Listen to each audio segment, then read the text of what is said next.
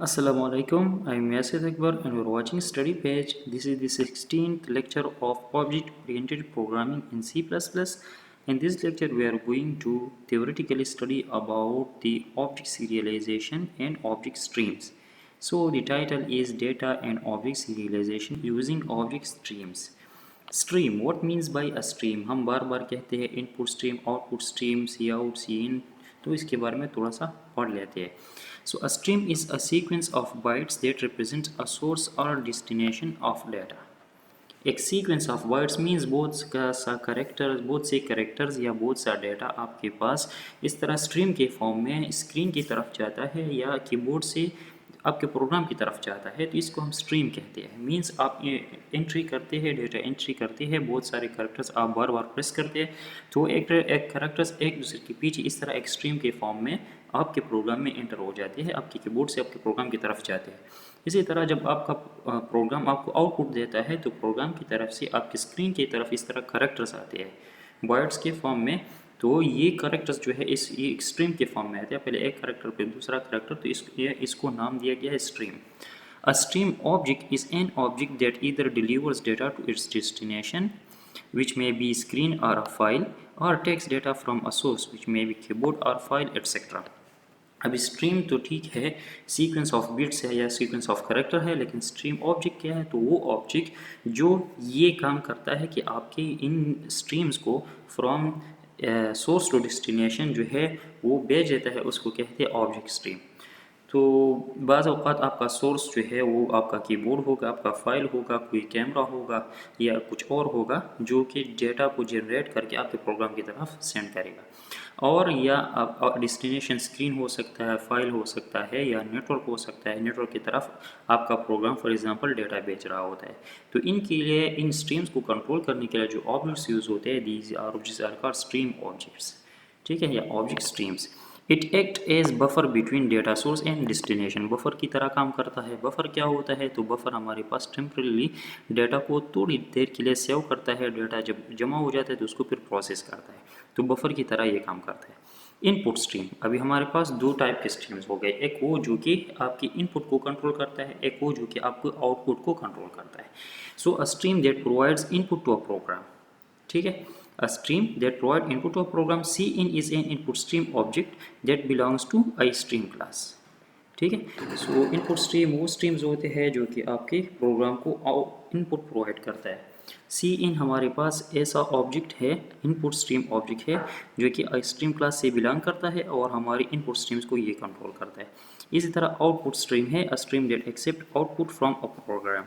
जिस तरह हमारी स्क्रीन की तरफ मुख्तलिफ करैक्टर भेजे जाते हैं, मुख्तलिफ डाटा भेजे जाते हैं, तो उसको कंट्रोल करते हैं output stream.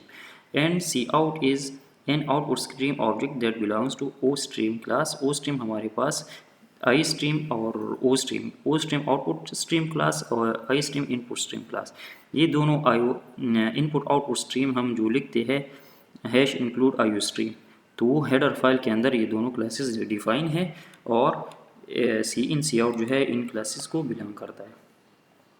A stream connects a program to an input output object, ये तो क्लियर हो गया. C out connects a program to the screen, C in connects program to the keyboard.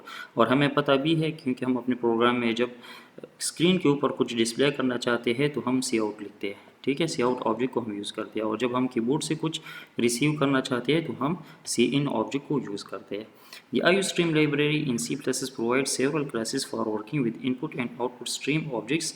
Includes IOStream library जो है हमारे पास इसमें सी इन सी out objects के लिए क्लासेस हैं, और वो क्लासेस कौन से हैं? आई स्ट्रीम क्लास है, ओ स्ट्रीम क्लास है and I O stream class है. I stream means input stream class use for reading data from the stream, data read करता है इनपुट से. And output stream class use for writing data to a stream. ठीक है, एक stream में data output करता है या स्ट्रीम के फॉर्म में डेटा आउटपुट करता है. IOStream is the combination of these two, so input-output stream class that combines the functionalities of IOStream in a OStream class. IOStream जो है ये हमारे पास दोनों input-output streams को हैंडल करता है. These stream classes can be used with various types of stream buffers, which are responsible for managing the actual data input or output.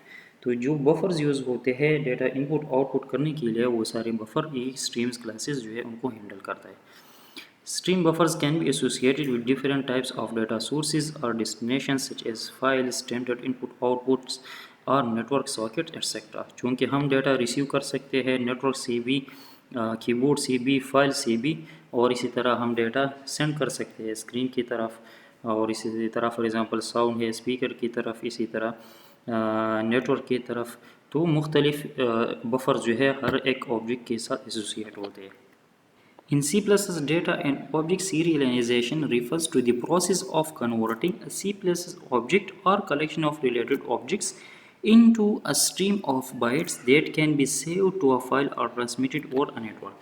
Means object serialization means के C++ के जो objects होते हैं उनमें से जो डेटा है वो फाइल में सेव करना या वो स्क्रीन के ऊपर डिस्प्ले करना। This process called object serialisation. Means आप ऑब्जेक्ट के अंदर जो डेटा डिस्प्ले करना चाहते हैं, जो सेव करना चाहते हैं या जो नेटवर्क के ऊपर भेजना चाहते हैं, तो वो जब उन ऑब्जेक्ट से अपने डेस्टिनेशन की तरफ जाता है तो एक सीरियल फॉर्म में जाता है, and this process is called object serialisation. The serialized byte stream can then be decentralized back to an object or collection of objects when needed. It means कि फॉर एग्जांपल आपने किसी file के अंदर data save कर दिया तो उस data को आप वापस ऑब्जेक्ट के अंदर सेव कर सकते हैं ताकि आप प्रोग्राम के अंदर उसको फिर यूज़ कर सकें। सो इस डाटा को आप डीसीरियलाइज भी कर सकते हैं।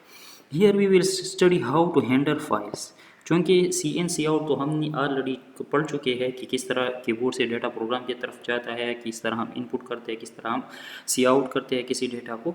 लेकिन after this we will study how to handle files, कि फ़ाइल के फॉर्म में किस तरह हम डेटा को सेव करेंगे, डेटा को फाइल से किस तरह रीड करेंगे।